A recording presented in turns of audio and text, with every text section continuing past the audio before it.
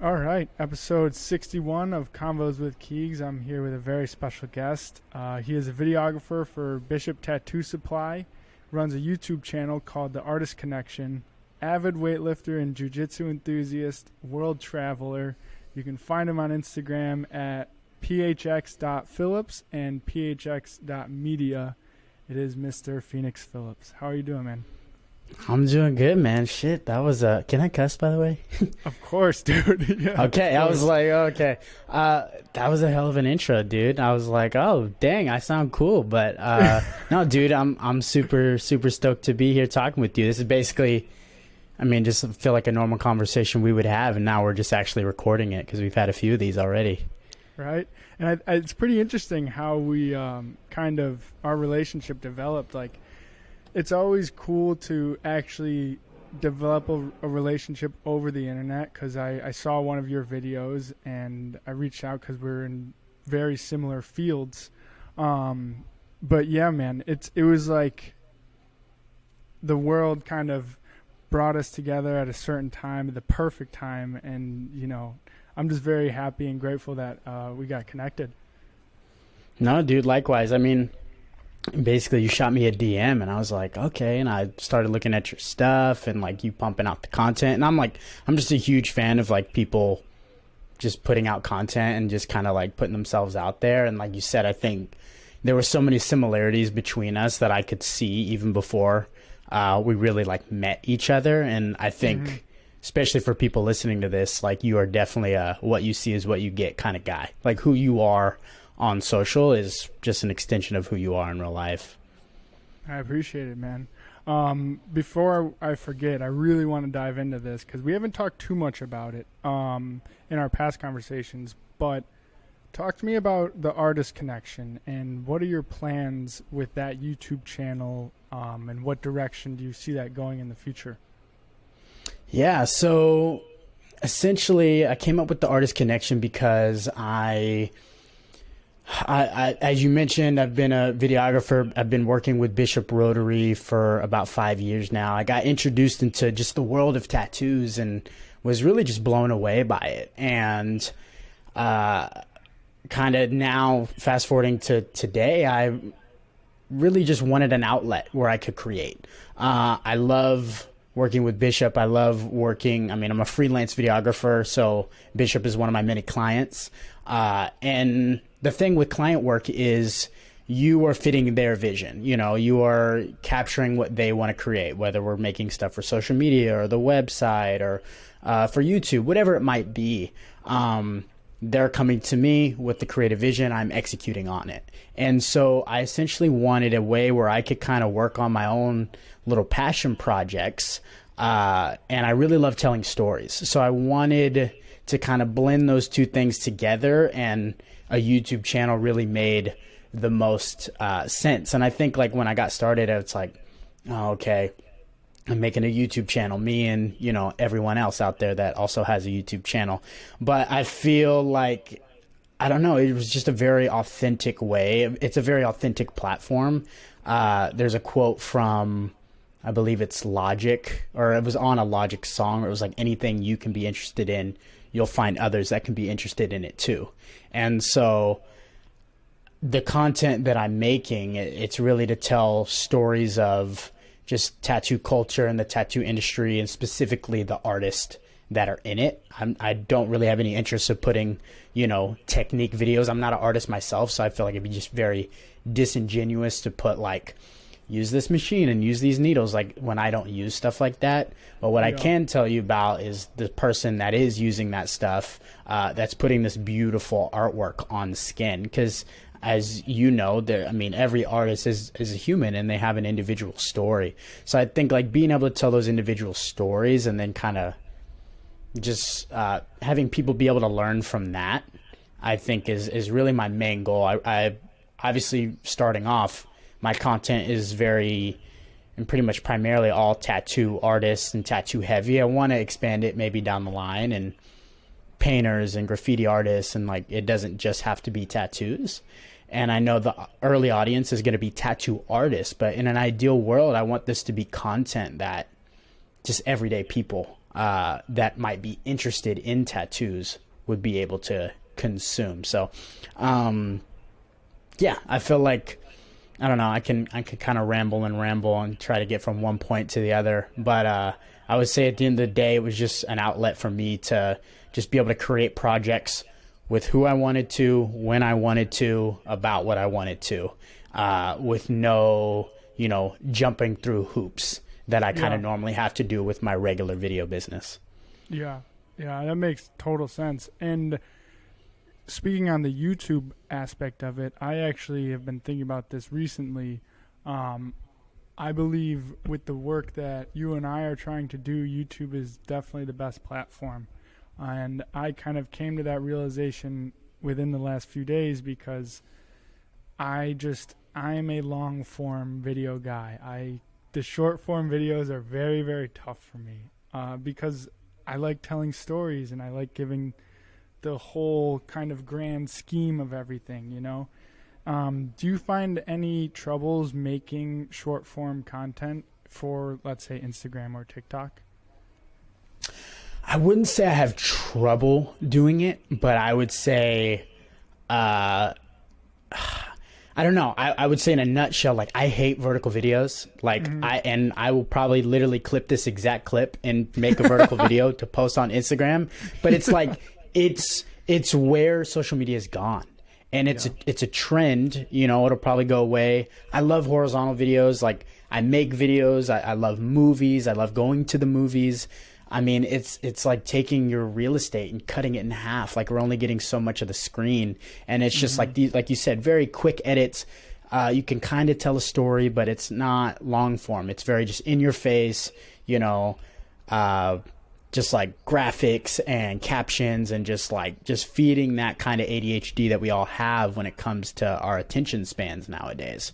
But the one thing is, it's like, and especially making videos for a living, I'm not making videos just for myself. I'm also having to make it for clients. So I'm a big believer in the kind of adapt or die mentality. And like, if you want to be making videos and that is the most popular form right now, well, you better fucking learn how to make those kinds of videos or you're just going to be, left behind, So I definitely agree with you on that sentiment, and YouTube is great, but even YouTube, like, ideally, I would love to make, 30-minute, hour-long features on people and this and that.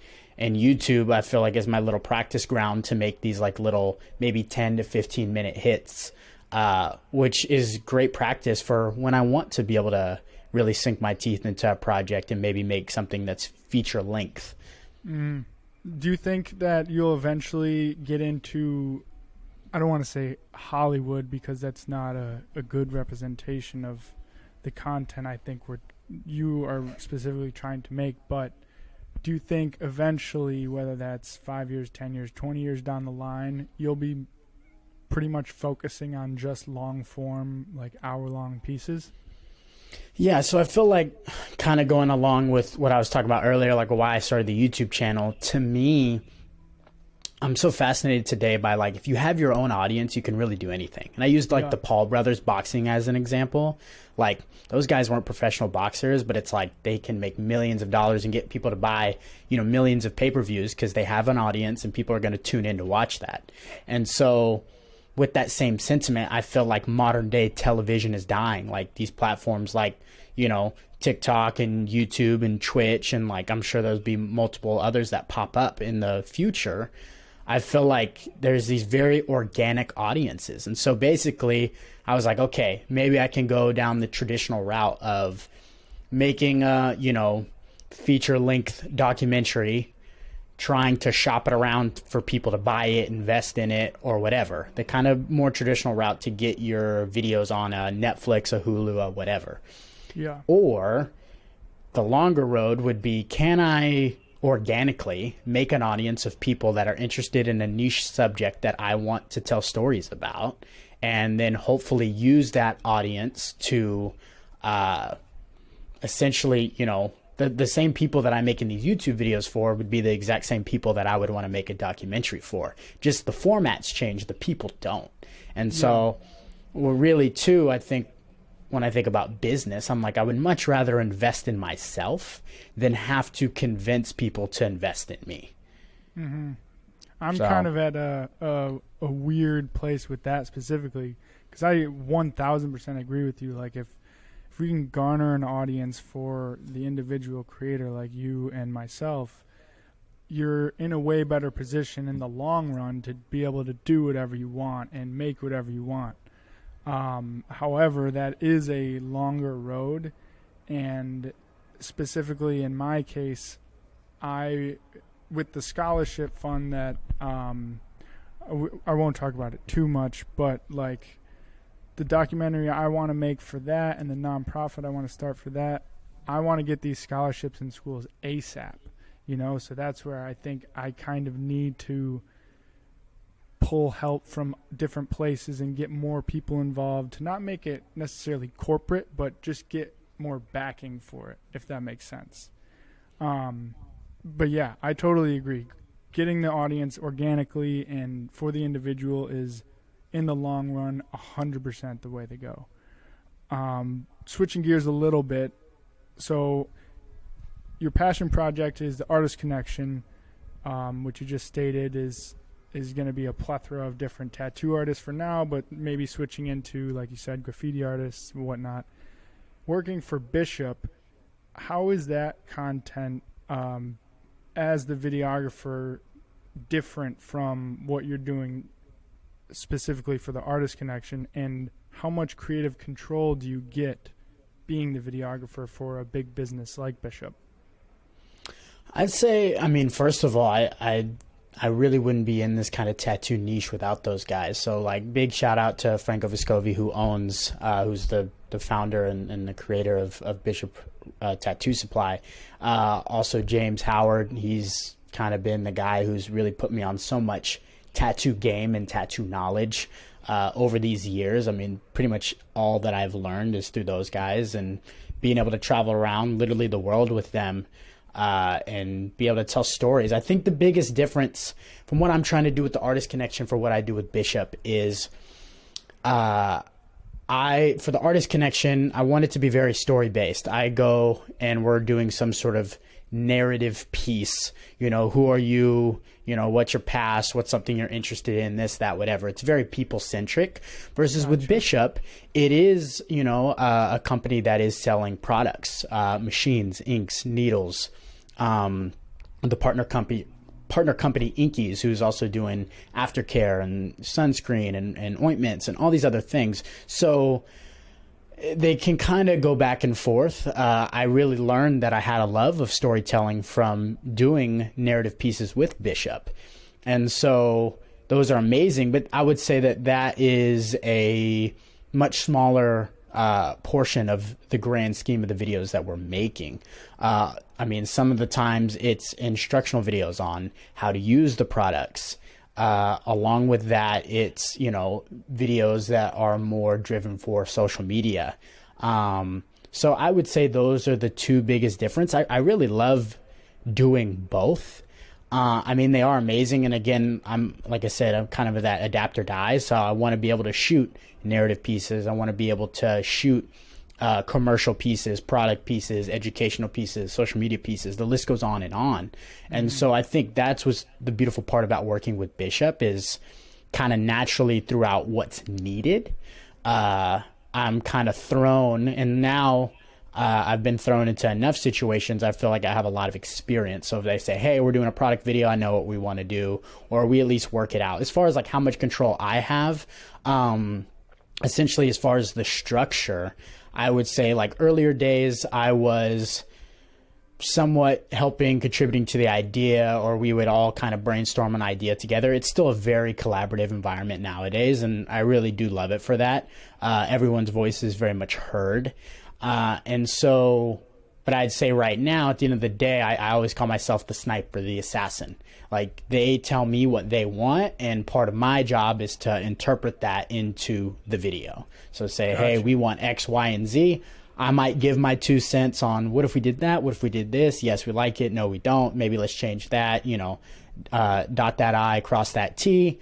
Okay, we got a game plan, then we go execute on it. So it's definitely a very collaborative environment, which I really like, because it's like I'd be foolish to think that I know everything. So the fact that we're able to kind of all work as a team, I think, is the really, really big benefit about working at Bishop. I couldn't agree more about the team aspect. Like that is my biggest goal with Lonely Cowboy, is to get a team, because like you said, having people around you to bounce ideas off of and collaborate on, and just I know that I'm not an expert on everything, right? And I'm most certainly not an expert on videography or photography, design. Like, I wouldn't say I'm an expert at anything, and I would love to have more people to bounce ideas off of. Exactly what you said about the Bishop team. Switching gears a tad bit, so what actually got you started in videography, and where did that passion come from?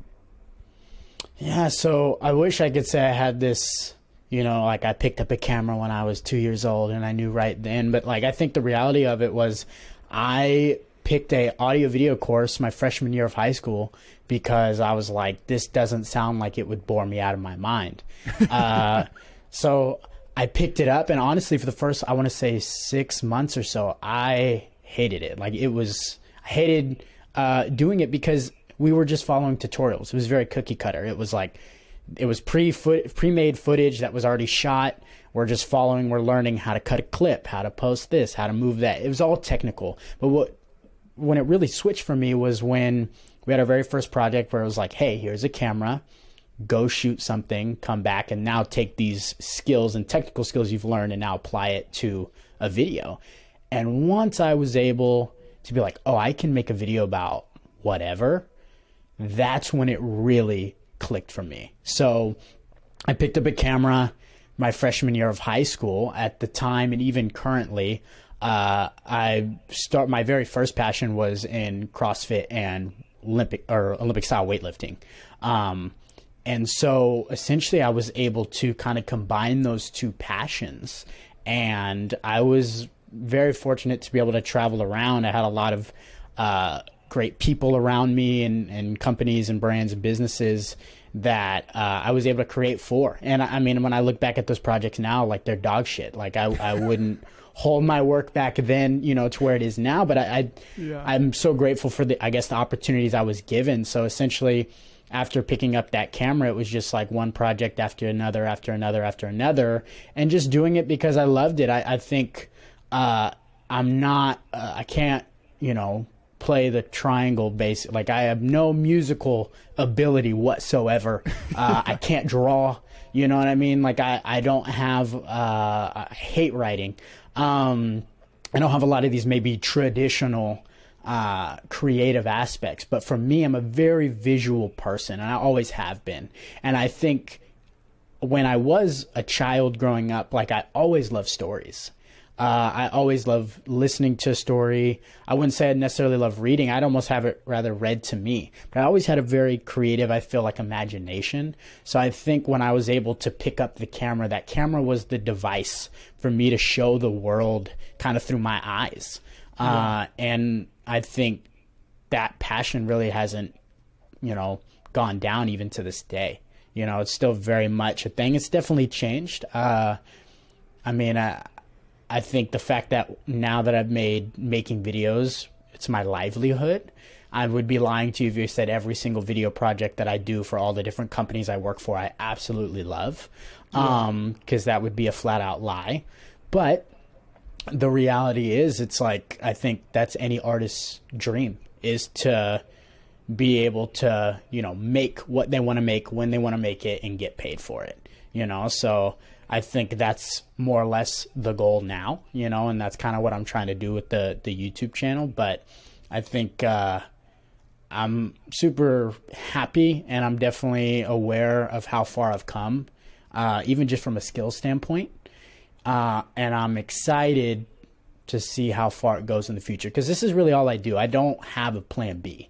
Like, if I'm, and that's how I kind of use as my North Star to know I should be doing the things I'm doing, is like, would I be doing it for free? And the answer for making, videos and the YouTube channel and all these things is still yes, So I think the fact that that passion is still alive and well, like I know I'm moving in the right direction.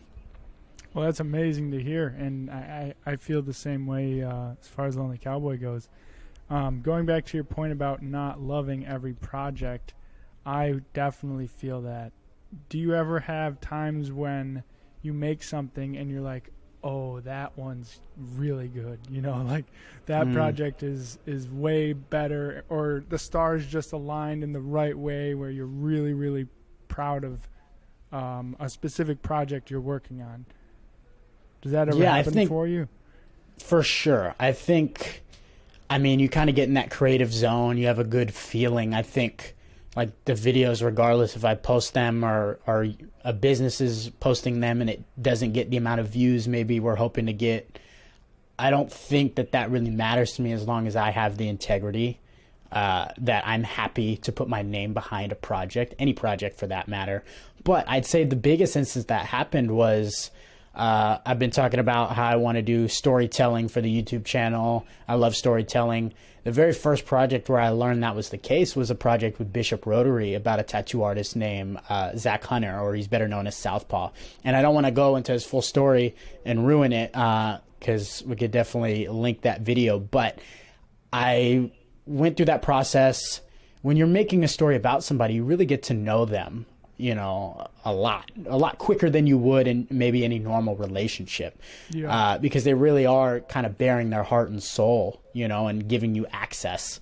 And not everything is super deep, but this guy had a very deep story. And we were showing him the completed video at the end to kind of get his eyes on it. And he called me crying, just thanking me, saying like, hey, thank you for doing this. And, you know, the video is beautiful, XYZ. And that was an amazing feeling. And I think is still a feeling that I chase to this day. Like it sounds weird, but I love to make people cry when they watch some of my videos, and not all videos are, you know, cry worthy.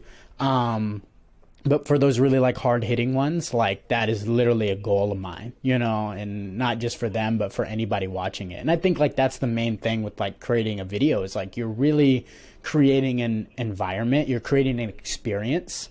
A quote that I heard, where I heard it, I don't know, but it was talking about how photography is capturing a moment, but videography is making an experience. And so I think that's something that I've definitely like taken care of, because it's like we have to choose the words that are being spoken on top of the images on the screen, on top of the music being used, on top of the sound effects, on top of the color. Like there's so many aspects that you can control in the video. And like at the end of the day, I can make what I think is the greatest video in the world. And from an artistic creative standpoint, cool, I should be happy and content with that. But the reality is, especially when you're doing videos for business, it has to be something that other people are appealed to at the same time, because a business isn't going to post something, even though I might love it and it's, you know, 100% expression of my own creativity. Like at the end of the day, businesses need certain numbers, they need certain goals that they want the video to do. And not everything is about numbers. Sometimes it's a branding play, but there's still a goal at the end of the day, or there's still a problem that has to be fixed. Yeah. And to your point about making people cry, I am the same way. It's like the best feeling in the world, selfishly. But I think as any artist can agree that like the best art is really when you're pulling at emotions, and when you can pull at the most vulnerable emotion, which I guess would be crying. It's one of them. It just makes it makes the experience for everyone that much better. And you'll forever kind of, for example, there's this Tiny Desk concert on YouTube by Tosh Sultana. Yeah. And that video has made me cry so many times, just because like music is a huge part of my life, and it always has been.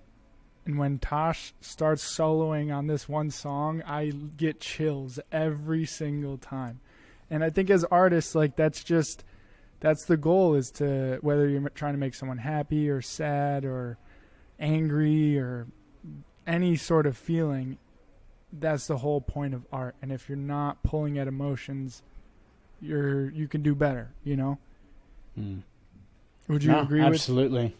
No, yeah, I think the fact that, I mean, emotions are so much of, I mean, not just video, but our everyday lives. And like when, I mean, if you just think about some of your favorite brands in your head, you know what I mean? You have a feeling, you have an emotion when you think of Yeah. that, whether you think it's cool or you think it sucks or whatever it might be. I think at the end of the day, like if somebody's able to control your emotions, you know, for good or bad, like they kind of have something on you. You know what I mean? And I think like as videographers or storytellers or people that own brands, it's like that's really all we're doing at the end of the day is like we're trying to shape a perspective, we're trying to shape an emotion.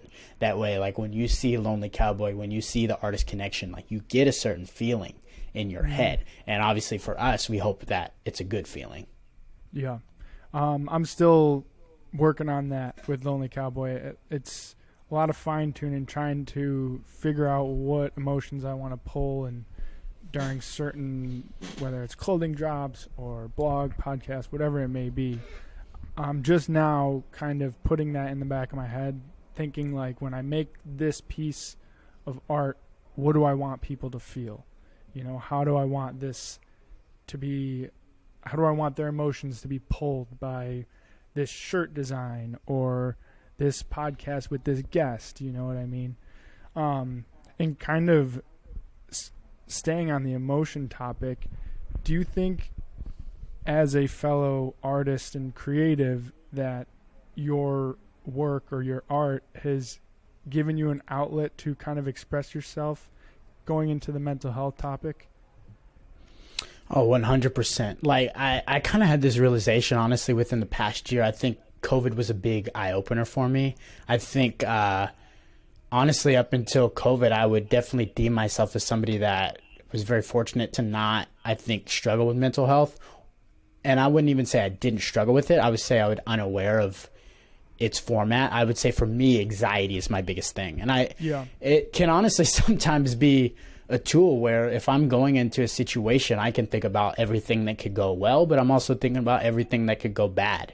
And sometimes those bad scenarios will just kind of grow and grow and grow in your mind. And all of a sudden you're freaking out about something that hasn't even happened yet. I think for me, I mentioned, you know, fitness has been a giant part of my life, you know, really ever since I was 12 years old, and I'm 24 right now. And so that's always been a very healthy outlet for me. And so when COVID happened, you know, not going into work as much, not seeing as many people, on top of that, not working out as much. And I was still creating, but definitely at a lower capacity.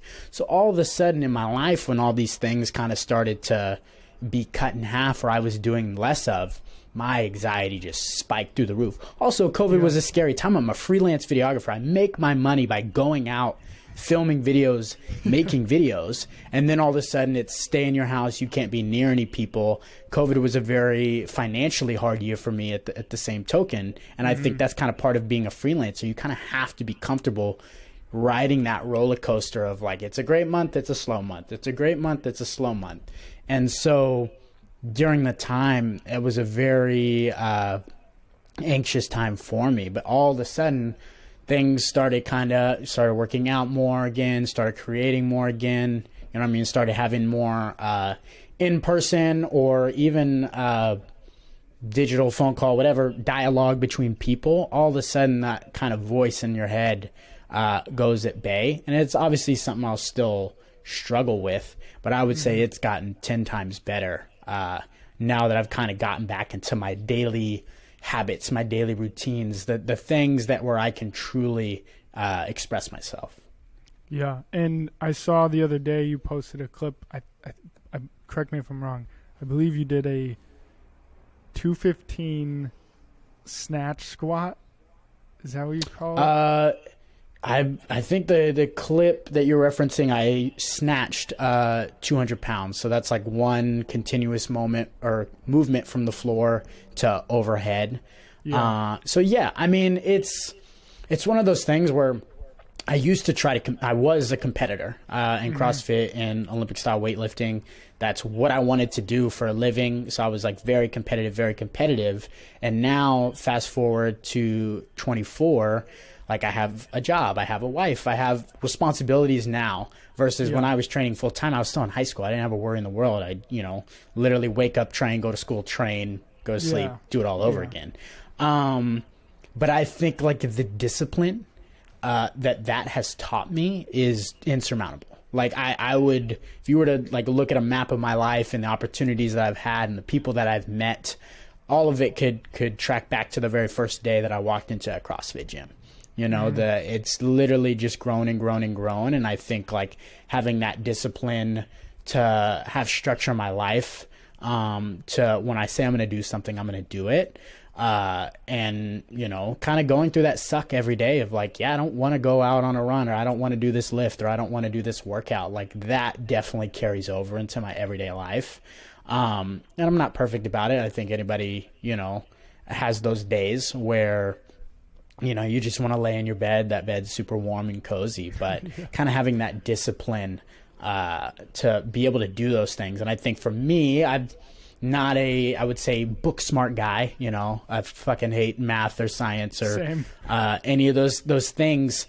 For me, athletics was always an outlet, and, kind of getting into high school, then videography became one of those outlets. And luckily I've been able to still continue those. Jiu-jitsu has been its latest form. But I think that with all those things, I've been able to intermingle them. I'm able to make videos about fitness. I'm able to make videos about jiu-jitsu, and just everyday life. And I think having those outlets for me is huge, along with just really good relationships. I mentioned my wife, like she's my biggest cheerleader and she's a rock star and she's amazing. I also, my parents, and then growing up, I had a very close knit group of friends, and I never necessarily had a therapist, but it's like, you best believe that we were talking about any and anything that was on our mind as a group of dudes. And there was really no stone unturned. And so I think not everyone has that, and I'm aware of that. And I think as I've gotten older, I've become much more grateful that I have those things in my life, and they definitely keep me level-headed, and they definitely make sure that I always have a good perspective on what's going on. Couldn't agree more, man. And to your point about fitness being a huge part of your life, it was also a huge part of my life. It still is. And I also notice you mentioned that like whenever you kind of stay or veer away from the discipline, even if it's for like a few days, I don't know about you, but like when I get a tattoo, you have to let it heal for a little bit, and I get them pretty often. So I'm in the healing process right now. This is my last day until tomorrow I can go to yoga. But like when I have to go through those 4 days of not being able to do anything physically, like, my mind just goes into a whole nother world, and it is brutal. But circling back to jiu-jitsu a little bit, so I've never done jiu-jitsu, but I'm very interested in it because I'm a huge fan of MMA, and I was boxing for a little bit. I loved boxing. I want to get back into it soon. And I'll train at home and stuff. I'm still debating on whether I want to make it a big commitment in my life, because if you want to train to fight in boxing, you have to pretty much make it your life. There's no other way to do it, or you're going to get your ass kicked, But do you think jiu-jitsu has kind of given you more life lessons than any other particular physical activity? I wouldn't necessarily say that. I think, again, like the CrossFit and weightlifting is always going to have a special place in my heart, and I don't know if I'll ever stop doing those. Just the capacity in which I do them might change. I would say, though, and the whole reason I got into jiu-jitsu in the first place was, I think in any craft, if you do it long enough, at the point when I started jiu-jitsu, I had been doing CrossFit and weightlifting for about 10, 11 years. And so, this CrossFit is supposedly the sport of the unknown and unknowable, but there's not a single movement or rep scheme or whatever that you could have shown me that I hadn't done in that, 10, 11 year period. Yeah. And so jiu-jitsu was a beautiful way of being able to try something new. And what's ironic is in the definition of CrossFit, it's functional movement across broad time and mobile domains. And then the full definition, it says to readily learn, new skills and new sports. And that was something I never did. I just did more CrossFit. I just did more weightlifting. Yeah. And so the beautiful part about jiu-jitsu is this unmasterful, or not unmasterful, but you can never fully master it. There's always something you can learn. It's also a very humbling thing. Like, you go in, I'm a smaller dude. Like, there's big guys, that might be less experienced, but like can still kick my ass. Girls can still kick your ass. Like, everyone can kick your ass. And like, sometimes you're the hammer and sometimes you're the nail. So it's a very humbling thing in that matter. But I think the one thing that I love about it is it's extremely technical. Like I said, you can never like fully master it. There's always another technique you could learn, or you could get better at the same technique, And so I think with weightlifting, I mean, it's 2 movements. It's the snatch and clean and jerk, and you literally spend a lifetime just trying to master those. Jiu-jitsu is who knows how many different movements. So the fact that you can just go and go and go, and it's not me versus an inanimate object like a barbell. I'm literally fighting a human. And like, at the end of the day, I mean, I have great training partners. I have great people. Like, no one's trying to actually kill each other. But the reality is, like, if somebody wants to hold on to your arm a little bit longer, or if somebody wants to hold on to your neck a little bit longer, you can pass out, or you can break a bone, break whatever. And so I think it's definitely obviously very practical, which is great too. I mean, if you have to hold your own in an environment, you can, or at least you're more experienced than you would be otherwise. So I believe, of all things jiu-jitsu's done to me to this point, it's definitely brought a new perspective that it made training exciting for me again, because it was this whole new world of things that I didn't understand, that I get very excited when I'm not good at something. Same. Because I know that, like, if I spend the time and energy, I can get good at it. When I walked my first day through the door and you get your ass handed to you, you're like, okay, well, if I spend enough time in this gym and practicing, like, I would be able to do those things, to somebody in the future, and so, and it's not necessarily about trying to inflict, pain on somebody. It is a skill. And so I think that's the thing. I really do love that journey of like progressively getting better at something, or progressively trying to reach a goal. 100%. And obviously boxing and jiu-jitsu are very different, but there are a lot of similarities as well. Like, you can never really master boxing. You can always get better, and there's always going to be someone that's bigger than you, that's stronger than you, that has hands faster than you. Like, same thing that you were saying. When my first day in the gym, I had expectations. I knew that it was going to be very difficult. I didn't know how difficult until I got in there and I saw a 16-year-old high school girl, like, her hands were like fucking lightning, dude. She was just crazy. And then I got my ass handed to me a few times. It happens, but it definitely built character, and it made me more confident in myself, humbled me a ton, swallowed my ego. The list goes on, and I think that goes with every kind of MMA form, whether it's jiu-jitsu, boxing, Muay Thai, wrestling. Like, that's why I love MMA so much, and why I want to keep it in my life, so then I can develop those skills in boxing, and then maybe get into jiu-jitsu. And I really want to do Muay Thai and go to Thailand. That's like a big bucket list goal of mine. But yoga recently has been my outlet for physical pain. It's the same thing. You will never, ever, ever be able to master yoga. There's so much that goes into it, and I think it's a not frowned upon art, but it's definitely not a mainstream art. And my question to you is, have you ever tried hot yoga? It's crazy that you said that, because me and my wife were talking about going to a place, like, what's today, Wednesday, and on Friday. Like, dude, we literally, it's so funny. Yeah. So part of it is, honestly, for me, is jiu-jitsu. Like, I wanted some sort of recovery aspect. And obviously I know, like, you get your ass handed to you in a yoga class, like, but in terms of like, when I came into jiu-jitsu, was maybe strong and mobile, but only in ranges that I was comfortable with. So like for a barbell, I can hit a full depth squat. I can hold a barbell in my head. I could do the things that I'm used to. But all of a sudden, it's like when your arm's not in a position that you want it to be and like just rolling around, you have to be very flexible. But with along with that flexibility, you also want to be strong in those end ranges. So for me, I looked at yoga, specifically hot yoga, because it's like, cool, let's make it a suck fest. Like let's at least 100%. like sweat and, you know, move and get loose, and almost kind of like a sauna. You're getting those benefits with it as well. But with the yoga, just kind of getting that that stretch and that, you know, you are building strength, I guess, at the same time in those movement patterns. And so that was a thing that's been really attractive to me to do that. And like I said, I want to try to do it like once a week as kind of like a active recovery day, I guess you could say, and just see how I like it and kind of go from there. I cannot wait to hear your experience with it, man.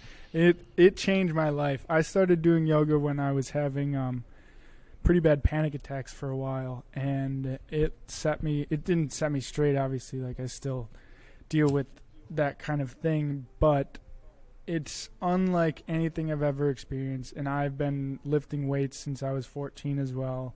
I played a bunch of sports. I was boxing, and there's something about yoga that is so beneficial to at least my mental health. I mean, I can't speak for everyone because, you know, the shoe doesn't fit on everyone. But I will always, always, always recommend people just try it, and especially hot yoga, because like you said, it is a suck fest. And I'm pretty sure we're the same in that way, where like when we suffer, it feels good, you know, and to overcome that hurdle. And I can imagine you get that sensation with CrossFit and jiu-jitsu as well. For sure. You know, and I think like also too, like after I tried jiu-jitsu, I had also gotten to like disc golf, which as nerdy as that sport is, it's been amazing and I think the one thing that yoga will probably do for me as well is like I don't get a ton of time sitting in my own thoughts. Like I always have, you know, headphones in my ears. I'm listening to a podcast, or like I make videos for a living. Like I'm literally in front of a screen all day, every day. And I'm aware of that's probably not that's not great for me, but that's kind of the reality of where my life is right now. So like disc golf gives me an hour or two where I can just be out. You know what I mean? Normally I go with friends, so I also have that camaraderie at the same time. But it's like with yoga, obviously there's people around, but it's like that kind of internal dialogue that you have with yourself when you are doing a difficult task, you know, and sometimes that voice gets the better of you and you know, drop or you stop when you maybe had, you know, a few more reps in you or whatever it might be, or you let go of that pose when you were supposed to hold it for another 5 seconds, whatever it might be. I think like what does it Joe Rogan say, like your inner bitch, you know, like you gotta conquer your inner bitch sometimes. And I think man, I think just that pursuit of trying to be better, you know, 100%. I think in all aspects of life is definitely something that rings true for me. And my wife will tell you, like, I suck at making the bed in the morning. Like, will never make the bed in my life if I didn't have to. I'm not that guy, which is ironic because I feel very disciplined in other aspects of my life. And again, for people, some things come easier than others. But I say that, I guess, as an example of, like, I'm trying to apply those things, I guess, to all aspects. And I might fall short in certain aspects of my life. And so trying to kind of be better, because I mean, what do they say, like how you do one thing is how you do everything, you know. So it's like if I'm not doing that, like where else am I kind of letting off the gas pedal in the other aspects of my life? Totally. And we got about 4 minutes left, so a few more questions. So you've definitely developed your skills and you're someone I admire. It's really cool to watch a peer like you kind of grow in all these different avenues of life, whether it be videography, just yourself as an artist, jiu-jitsu, CrossFit, getting into yoga, whatever it may be. What would your advice to a either younger version of yourself or just kids in general now, regarding, like you said, discipline and kind of overcoming hard times and also being a creative-minded person, like in shorter terms, what would your advice be to the younger generation? Dang, that's a loaded question. I know. I think the one thing that's been on my mind pretty heavily lately is like, just don't stop. You know, like obviously you have goals, you have aspirations, all of us do. And I think it's very easy to throw in the towel when times get hard or when we think it might not work out. But it's like, you can't tell me a hobby that you stopped, that you did for maybe a full year, that if you had continued to do that hobby or job or try to reach that goal in 10 years time, that you might not be exactly where you want to be, but you're going to be a hell of a lot closer than you were if you had stopped.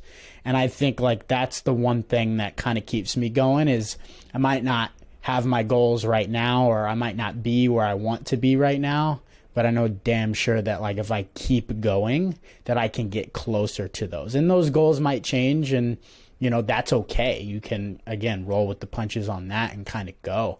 I think for me as a creative, I feel like creativity is almost like an emotion at some point. Like sometimes you wake up, that coffee's just hitting good, and you're like, I'm ready to take over the entire world. Yeah. And then, you know, other days you wake up and you're like, I just want to be in my bed all day and like, I don't want to do anything. But I think, I'm not saying don't listen to your emotions or don't listen into that internal feedback, but at the same time, I think motivation is fleeting. And, you know, if we only worked when we were motivated, it would be a very long road to get to wherever you wanted to go.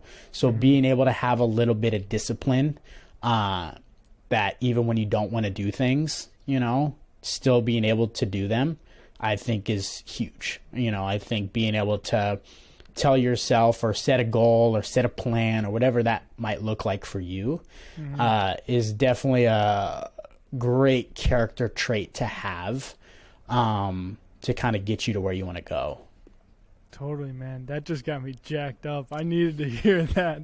Well, I got to wrap it up because I got to get on another call here in about 20 minutes. But I appreciate you coming on so much, and I'm sure this won't be the last time we chat on a podcast. But yeah, man, they can find you at The Artist Connection on YouTube. Go check out those videos. PHX. Are you using your business account still?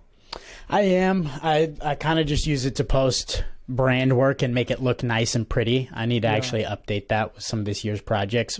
But I would say I'm definitely the most active on my personal account, which is the phx.phillips. Gotcha. Right on. Well, yeah, if you guys are listening up until this point, make sure you go check that out. Anything else to say before we take off? No, I just want to say thank you for having me. Like you said, I know this isn't going to be the last time, you know, that we do this. And I want to say that I definitely appreciate, you know, the relationship that we've had up to this point. And I'm looking forward to what we both do in the future and how we're going to be able to play off each other. Of course, man. Well, I will catch you later, and I'll text you right after this podcast. Oh, yeah, man. Appreciate it. Peace.